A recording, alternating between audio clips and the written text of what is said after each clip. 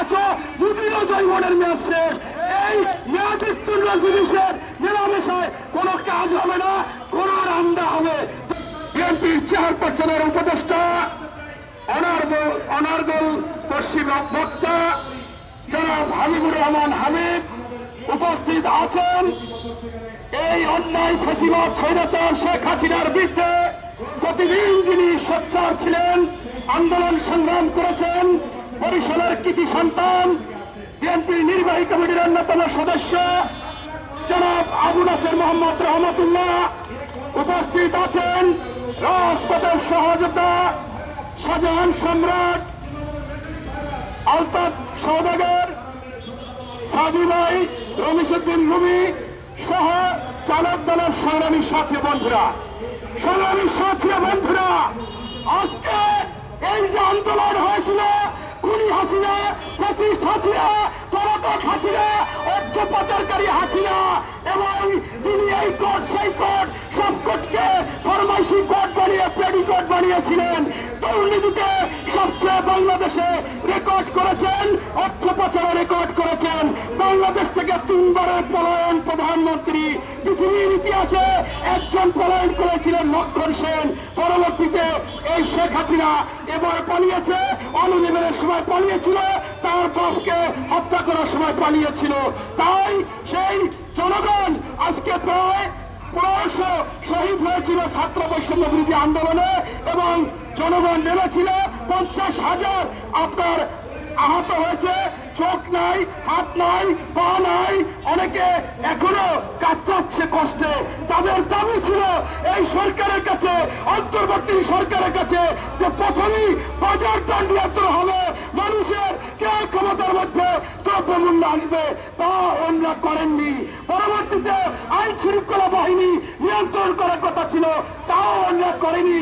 এখন অনেক জায়গায় সন্ত্রাসী কার্যক্রম চলতেছে, দখল চলতেছে, চাঁদাবাজি চলতেছে।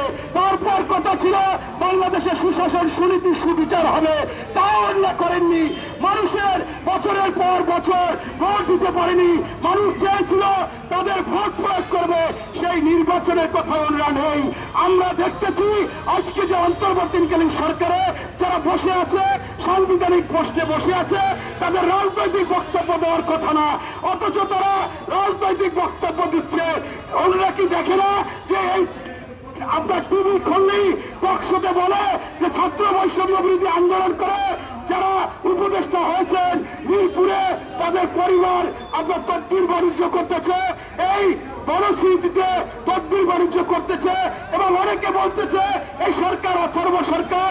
যদি এই সরকারের যারা যারা আছে ডক্টর ইউনূস সাহেব যদি তাদের কথায় চলে, এই যে শেখ হাসিনা 16 বছরে তাকে যে বিচ্যুতি করতে চেয়েছিল, মান ক্ষুণ্ণ করতে চেয়েছিল, আজকে 6 মাস থাকলে এদের হাতেই ডক্টর ইউনূসের মান ক্ষুণ্ণ হবে। তাই আমি সর্বশেষ এই কথা বলবো যে বাবারা, তোমাদের কি স্মরণ নাই? তোমাদের ভাতের হোটেলে নিয়ে গিয়েছিল হারুন ভাতের হোটেলে নেওয়ার পরে, ভাত খাওয়ানোর পরে বিকালবেলা তোমাদের হাতে একটা ফর্দ ধরে দিয়েছিল।